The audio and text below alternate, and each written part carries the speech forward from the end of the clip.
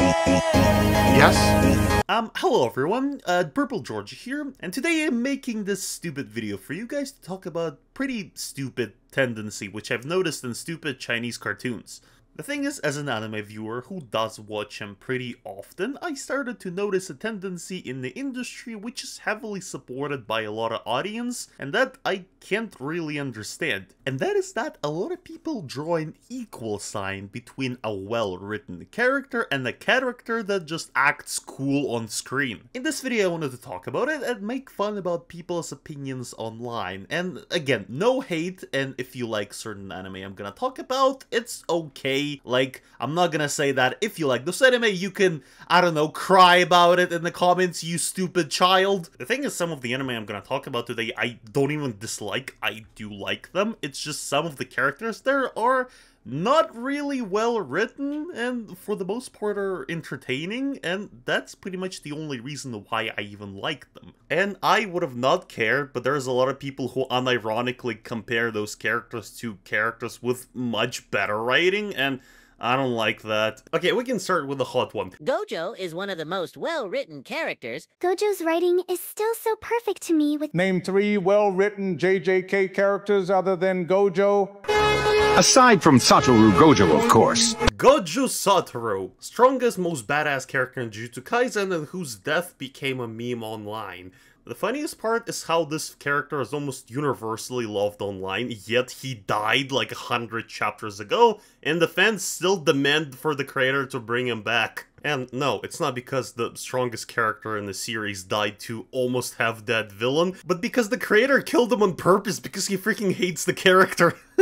And honestly, looking at the Jujutsu Kaisen as a whole now when manga is finished, I can understand why he did that, because all things considered, when it comes to the writing of the character, especially compared to other characters in Jujutsu Kaisen, Gojo is, I'm sorry, but is very forgettable. I personally was never really a fan of the characters whose whole personality is typically just I am strong. And again, funny enough, this is something me and Kutami can agree on. And that is pretty much the problem. Gojo's character is pretty much I am strong. There's not a lot to the personality here. Literally, his whole backstory is that he was so OP the second he was born, it already broke the world's balance. Anytime any of the characters talk about Gojo Satoru, they just glaze him. They just say how cool and strong he is. He's also— But one thing I know he is for sure.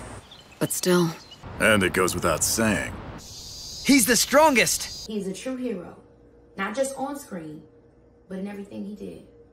And on some simple level, this is entertaining. When I was watching Jujutsu Kaisen, I didn't really complain. It's just, when I started to look deeper into the character and trying to figure out why I even liked Gojo, I realized that I only liked him because he was providing a flashy action scene. And that's what I dislike. The most famous character in the story that pretty much represents this anime is just a reason for action scenes and occasional comic relief. And yet still I see opinions that no, this is not bad writing, it's actually amazing writing. But the funniest part is that Kutami basically did it all himself. He started writing a character, then disliked the character and completely abandoned his character development. But because of that, Gojo appealed to so many people just because of how simply written he is. And again, I want to point out, I don't mind that Gojo constantly wins popularity polls. I don't mind that he gets Best Supporting Character award by Crunchyroll or something, but I kinda mind when people are online starting to spread information that he's well written and is actually amazing character when even the author says that he's not. All of his appearances on screen are either him being funny, which, okay, I can accept, or beating someone's ass. And beating someone's ass without any problems. And it's laughable how easily he beats everyone. Like, for the story purpose, it doesn't really make sense in my head. Because, like, how are the viewers supposed to be threatened by the villains or scared for the other characters if there's a being that can one-shot all of the strongest villains of the verse with just one move? Like, many of you are still wondering why Gojo had to live the story. Well, because of that. Because he's so strong and so blank that he can literally kill all the villains, but he doesn't do that. Well, because the story needs to progress. When he fights all the strongest curses, that pretty much can wipe the floor with any of the other characters. He doesn't kill them because the story needs to progress. The story would have been over right here and then. Like, because Gojo is so fast and strong, he could have ripped all of their heads off before they even realized what the hell is going on. Hell, actually, those curses are even the biggest example of narratively broken structure because of Gojo. Because Jogo is considered weak because the only fight he had with a strong character was Gojo, and he lost there instantly. I remind you guys, this is not only the strongest curse, and yes, strongest curse because Sukuna is not a curse technically. He's the strongest curse in the series. You know all of those monsters the characters struggle to fight? He's the strongest one of them! But because he only showed up in 2 serious fights, one of which being fight with Gojo, which he lost utterly, people think he's weak! Like, this guy, weak! But okay, at least Jujutsu Kaisen as a whole is not a very good example of the aura problem, because other characters have personalities and they have better backstories. And those backstories are at least explored and characters go through a character arc. To support my example and also talk about the good representation of a very OP background character, I want to move on to my next example in an anime called To Be Hero X, and well, the character is named Hero X.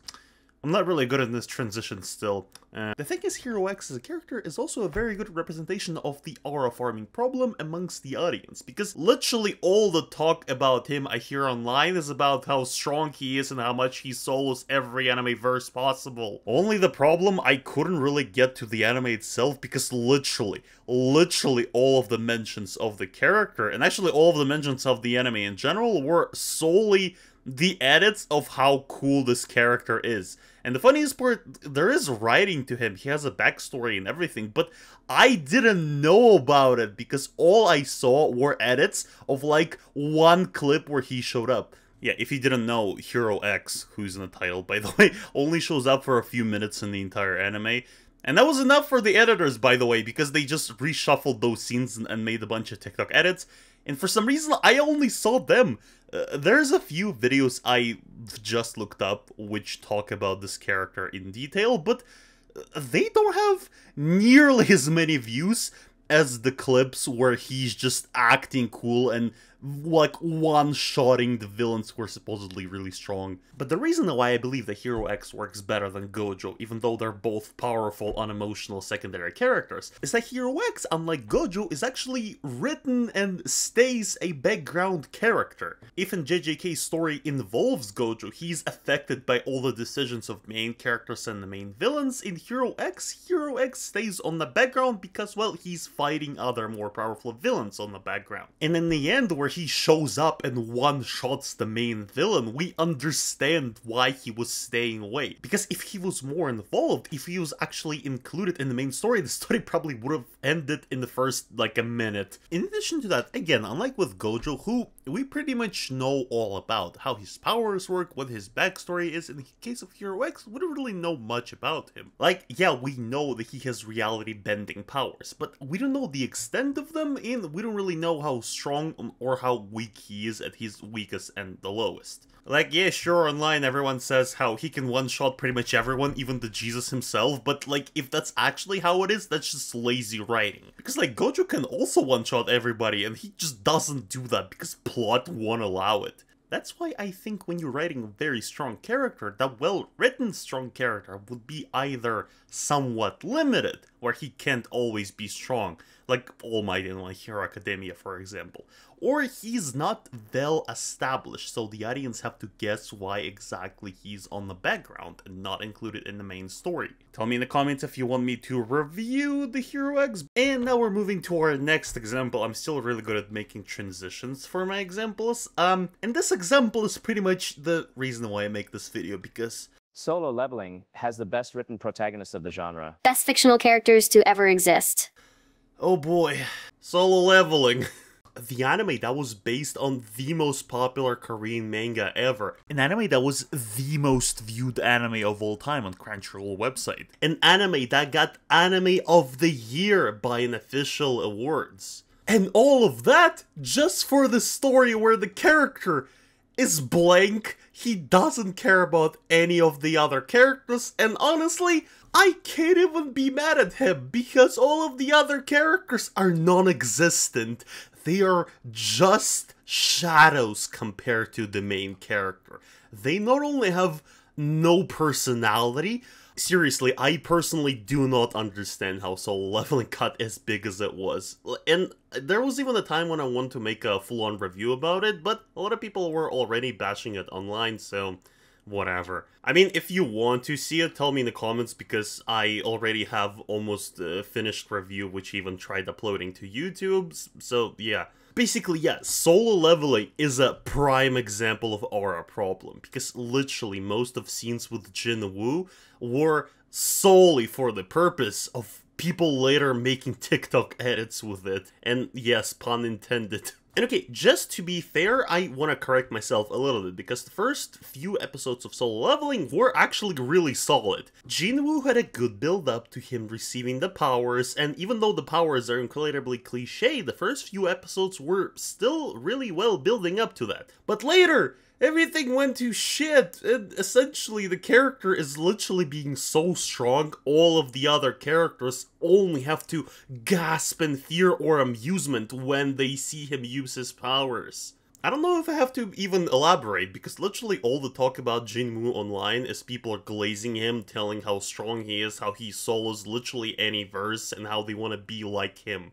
But again, narratively, it's freaking hilarious. So, we have a character whose backstory is that he was really weak, then he became really strong, and that's essentially his only character trait. In the first few episodes, Jin Woo was having a relationship with this ginger girl. I'm sorry, I forgot her name because she started well, but then she disappeared out of the plot.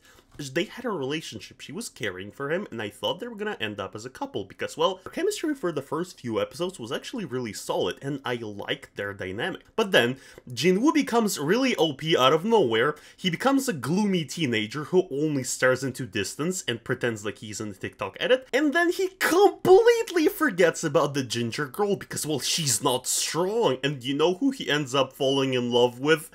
With the girl whose also only character trait is that she's strong and has zero emotions. I mean, by the way, a little off topic, but how they met, it was freaking dumb as hell, because she literally doesn't pay any attention to any other man, because, well, she's a motionless cool girl, but then she paid attention to Jin Woo. You know why? Because unlike every other man she met, he smelled good. Like, it legitimately sounds like some sort of ironic joke, but no, the creators might as well could have told, hey, anime viewer, go take a shower. Jinwoo is basically a prime example of that problem, because like I said, his only character trait is that he's strong. The anime doesn't really pay attention to anything else. The story is only present because you need new characters that are gonna be impressed by Jinwoo's powers. Oh, and when I say that the anime doesn't pay attention to anything else, I'm not kidding. You know the main motivation for the character, by the way. So, Jinwoo has a mother who is like in a coma or something. And the reason why Jinwoo keeps leveling up and keeps using his ability to get stronger and stronger originally is that he was trying to get to a point where he'll be able to cure her. To do that, he needed to level up to a certain point to get to a dungeon, which will open up once he reaches a certain level, and there he'll get an elixir that can basically cure anything. And that plotline led to an absolute disaster in the community. And you know why? Because the episode that was hated by everyone online was basically the one where Jinwoo was finally showing emotions. Like, you know, he's acting like a gloomy teenager 24/7, where in the episode where he finally cured his mother, he started crying. Well, because he finally was able to speak to his mother, who was previously in a coma, and now she's fine. He finally achieved his goal, and as a result, started crying. Yeah, people hated that online because badass Jinwoo was showing a little bit of weakness. Oh my god. Basically, it's a loop of aura forming, because Jinwoo is acting cool while nobody knows he has powers, then he meets some new villain, defeats him with ease, and everybody gasp at his strength and his powers while he acts cool, stands in one place, looks into distance while having an eternal monologue about how cool he is. And needless to say that his character writing isn't even that complex, because the story basically appeals to as many people as possible and is trying to be as vague as possible because it's a power fantasy at its finest. There's literally zero complicity. The main character just wins by default all the time, and all the monologues where he pretends like he's gonna lose are just laughable because, again, every fight is the same. It's done by the same formula. And you know what's the funniest part? The funniest proof that people just like it for the funny action, because like I said, Solo Leveling won Anime of the Year, and I remind you, won Anime of the Year twice by Crunchyroll and by Astra Awards. And you know who else was nominated for the Anime of the Year by Astra Awards? Frieren Beyond Journey's End, the anime about an emotional elf who is also really powerful. But unlike the Solo Leveling, Frieren actually treats their viewers like a, I don't know, intelligent people. Yes, there's also bright action, but the story has, well, everything the story should have, and everything Solo Leveling doesn't have. But no, of course it doesn't win, because Frieren actually appreciates your intellect. It gives you an interesting story with a dive into character, with character development, and doesn't just focus on the flashy action scene every second of it. Oh, and just a cherry on top, by the way, Astra Awards also gave an award to Marvels. Yeah, okay, moving on, I guess. And that's what I fear, sorta, because as of recently, there is a big group of people who start to praise characters like that. And I don't think I'd remember that before those kind of characters were on top of popularity lists. Even the other anime, after all, were making fun of this trope. But I kinda have a feeling like it wasn't a thing before, because when isekais were at their peak and were going pretty much by the same formula, like the entire genre, where the character is strong and doesn't have much of a personality, and that was apparently enough for the certain audience. But in recent years, I've been noticing more and more attention to characters like that, and that is at the very least worrying, because you see what kind of characters get on top of the charts, you see what anime gets awards. And that would mean that it doesn't look cool. Yeah, sure, it does look cool. It's well animated. But that might go down really badly, because a lot of creators probably already realized that you don't have to try too hard when writing a character. You can just make him look cool and relatable, and that will appeal to a lot of audience. But all things considered, at least the characters I talked about today are nowhere near as bad as the isekai protagonists. We are not at the very bottom, at least yet. In the end of the video, I just want you to understand that I do not say that you should stop watching the anime you like. That is not the point.